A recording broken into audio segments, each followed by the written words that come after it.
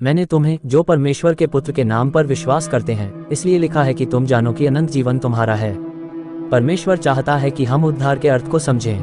परमेश्वर हमसे चाहता है कि हमें इस निश्चितता का आत्मविश्वास हो कि हम बचा लिए गए हैं। संक्षेप में, आइए हम उद्धार की मुख्य बातों को देख लें।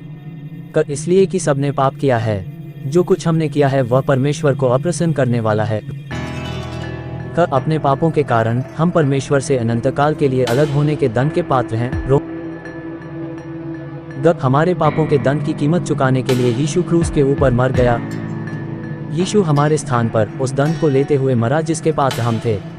उसके जी उठने ने यह प्रमाणित कर दिया है कि यीशु की मृत्यु हमारे पापों का दाम चुकाने के लिए पर्याप्त थी।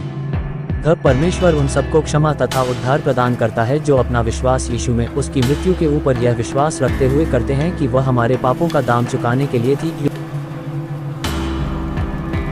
यह उद्धार का संदेश है। यदि आपने अपने विश्वास को यीशु मसीह पर अपने उद्धारकर्ता के रूप में रखा है तो आप बचा लिए गए हैं। आपके सारे पाप क्षमा कर दिए गए हैं और परमेश्वर आपको कभी भी न तो छोड़ने या न ही त्यागने की प्रतिज्ञा करता है। रोमियो। स्मरण रखें, यीशु मसीह में आपका उद्धार सुरक्षित है। यदि आप अपने उद्धारकर्ता के रूप में केवल यीशु पर ही भरोसा रखते हैं तो आप आश्वस्त हो सकते हैं कि स्वर्ग में आप परमेश्वर के साथ अनंतकाल के लिए रहेंगे। 2. एक अच्छी कलीसिया की खोज करें जो बाइबल की शिक्षा देती हो। कलीसिया को एक गिरजा या चर्च अर्थात भवन के रूप में न सोचें। कलीसिया तो लोग होते हैं। ये बहुत ही महत्वपूर्ण है कि यीशु में विश्वास करने वाले एक दूसरे के साथ संगति रखें। ये कलीसिया के प्राथमिक उद्देश्यों में से एक है। अब जबकि आपने अपने विश्वास को यीशु मसीह में रख दिया है तो हम आपको अत्यधिक जोर देकर प्रोत्साहन देते हैं कि आप अपने क्षेत्र में एक बाइबल आधारित विश्वासी कलीसिया की खोज कर लें और इसके पास्टर से बात करें। यीशु मसीह में अपने नए विश्वास के बारे में उसको परिचित कराएं। कलीसिया का एक दूसरा उद्देश्य बाइबल की शिक्षा देना है। आप परमेश्वर के निर्देशों को अपने जीवन में कैसे लागू करना सीख सकते हैं। बाइबल को समझना एक सफल और सामर्थी मसीही जीवन यापन करने की कुंजी है।